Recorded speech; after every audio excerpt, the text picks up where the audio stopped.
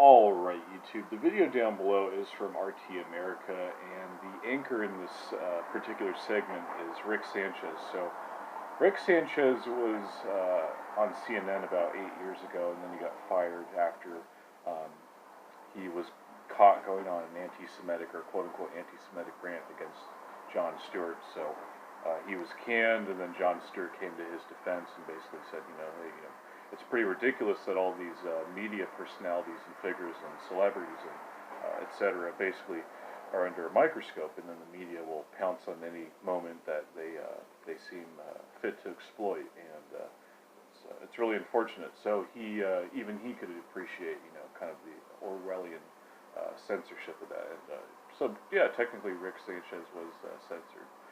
Anyways, he was on CNN back when it was palatable. I mean, I used to watch CNN back in the day when I was pretty caught in the mindset of CNN was being in the center, MSNBC left, and then Fox News right. So I was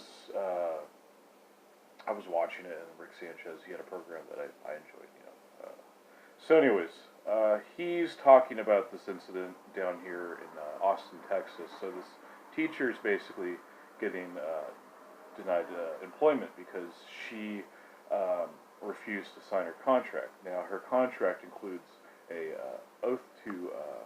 loyalty oath to Israel. So this basically says that she can't promote or advocate any kind of boycott to Israel. Then the movement that comes to mind is BDS, and there's also things about it, I'm sure, that includes like no comments about Israel in negative light on social media, and stuff along those lines. And they could go on and on and on, about what you can and can't say about Israel. And I think I'm pretty sure she signed this based off the fact that she's Muslim, and obviously Muslims and Jews, they don't get along. So I think just out of principle she didn't sign it. And it sounds like this is probably going to get a lot of attention because of the fact that she's a minority.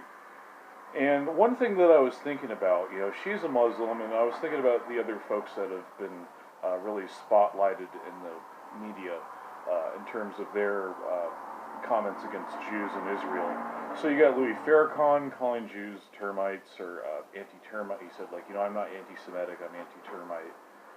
And you got Mark Lamont Hill criticizing Israel, and it just doesn't really matter what they say, just as long as they criticize Israel, they're going to be portrayed in a negative light. They're going to get fired and deplatformed. And Louis Farrakhan doesn't really have a lot of friends with Fox News because of the things that he's saying, and he probably doesn't with CNN and MSNBC, those channels, but probably with some of the viewers. But anyways, one thing I noticed though, and this is just a theory, and I really want to be called out if I'm,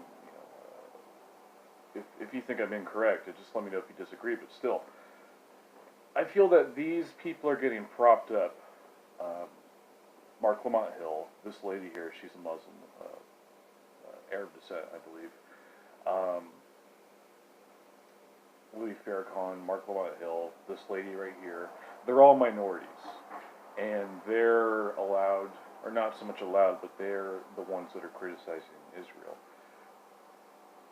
And I was on 4chan a few months ago, and I saw the shit post that was, this guy was basically saying, the reason why they have Shepard Smith and Juan Williams on Fox News, so you basically have an excuse to hate on as he put it, I'll try and tone it down a little bit, but he said faggots and Negroes, and he didn't say Negroes, but you understand what I'm saying. So I was wondering if there's any psychology to that, if this is basically this is the way they're trying to stage it, if it's trying to perpetuate racial division when there really isn't any. I mean, I'm kind of a tribalist and a segregationist myself, but I think it's interesting that they're doing this. This is my theory that they're doing this. So let me know what you guys think about that in the comment section. A lot of the white folks that are criticizing Israel, you don't really hear much about them. excuse me, like David Duke, he was never really uh, portrayed fairly in the media. He was basically, cast out to be some boogeyman, and whether you agree with him or not, he's a human being and a law-abiding citizen, and he didn't. He basically, like, when I'm seeing him on TV and everything, like, he's not like a hardcore anti-Semite by any means. He's just a very anti-Zionist individual. So, yeah, anyways, you just don't see a lot of white folks like that. It's interesting. I think that's really done for a reason. Like, they have all these, like Trump, they have like a very pro-Zionist individual in Trump, and he's, very Gentile himself. He's Scottish and German, Yeah, anyways. I thought it was kind of funny. I remember Sargon was he had a podcast deal on with V. He's a Romanian individual, and they were talking about and another guy too. They were talking about the synagogue shooting, and Sargon said, like, well, the shooter Robert Bowers, they said he was a big Trump supporter, but it turned out he was a neo-Nazi, like a literal neo-Nazi that really hated Jews, and he basically, he didn't like Trump at all, and kind of dispelled that myth that Trump is like Hitler. And then he said something pretty funny after that. He said, like, believe me, there's a lot of people that are upset that Trump isn't Hitler. Like, like, and it kind of goes both ways. Like, his critics are probably a little upset that he's kind of very docile, in some regards. But then, yeah, there's probably some people on the far right that are very upset that he hasn't turned out to be Hitler. I don't know what to tell you. I think that people should have known this. Known this when he was giving his speech at AIPAC. Like, he was very, very, very, very, very pro-Israel, like Captain Israel, like totally. The funny thing that did come out of that AIPAC speech was that he said, like, Israel must be wiped off the face of the earth, but it was like taken out of context, like, the way the video played it. So basically he was saying it in the context of, oh, this is what it says on the side of Iranian rockets, and it's just really funny. That could be turned into a meme and possibly turned into reality. And here's the thing too, like when Ahmadinejad said that, I agree with what David Duke said. Like, I could totally perceive it to be in the, like, when Ahmadinejad, what did he say? He said that Israel is going to be, it's going to be taken off the map essentially. And then people in the media perceive that to mean like, oh, they want to nuke us, they want to, totally bomb the shit out of us. And that didn't turn out to be the case. At least that's not the way I believe it to be. And I totally agree with this. It's like, well, the Zionist-controlled government of Israel will see that it's very intrusive, upon other countries. So this was basically, I think he was calling for, at least this is what I would want. I'd want, nonviolent revolution there in Israel. And here's another thing too about Israel. I heard that there's a yellow jacket movement over there. That's crazy. That's pretty nuts. So there's a lot of things going on around the world, and I think that, when you see things like this, one more thing in closing, is that I'll say this about this really creepy Orwellian pro-Israel oath, loyalty oath, is that this is basically Marxism coming from the right now, from the perceived right. So in an American context, so you look at right wing is very pro-Israel, and then left wing is the opposite, and both sides are actually very pro-Jewish, like they're kosher, so to speak. But you're seeing Marxism from the right here, because they're basically saying that they essentially want to control your language. They want to control and that controls your thought, as Carlin said. Absolutely correct.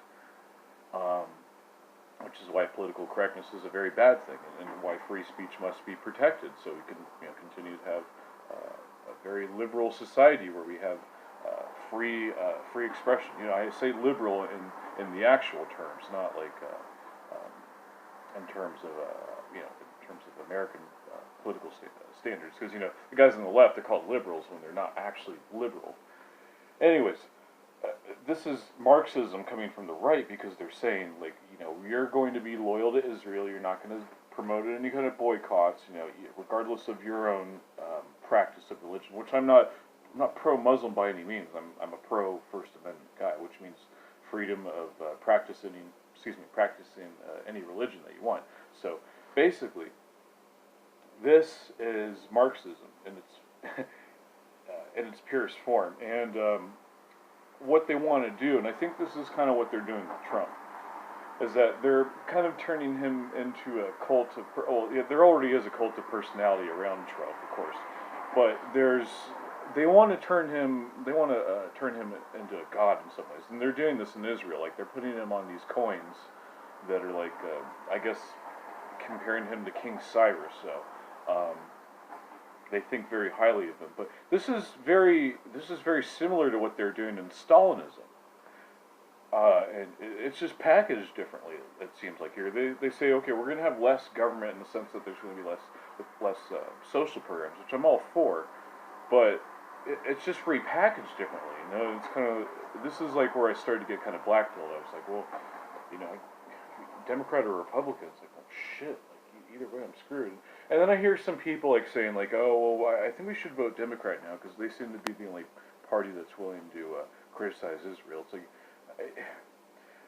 you're really missing the point. Like you got to abandon both and start a third party. Like this is what I encourage everybody to do, including some of the YouTubers here that have said that they want to run for office. It's like, dude, you got to create your own party. This is the only way you're actually going to get any progress. You're not going to get any progress in this country if you don't create your own political party. Because if you latch on to either of the parties, the main two parties, Democratic and Republican Party, they're going to mold you the way they want you to be. And in some ways, like Trump is a maverick in the sense that he doesn't have the standard decorum and the same kind of disposition that all the Republicans have had. Because for the most part, they've been gun-grabbing cowards.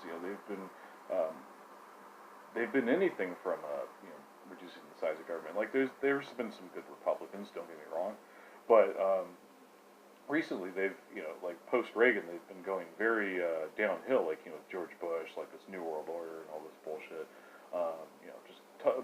Bush is a total idiot and total moron too. Asshole. I mean, he's a total asshole. I mean, total jerk, real jerk. But anyways. You gotta look at it this way. You gotta form a third party. So that's all I'll say about that, guys. Thank you so much for watching. God bless, and I will see you later. Peace out.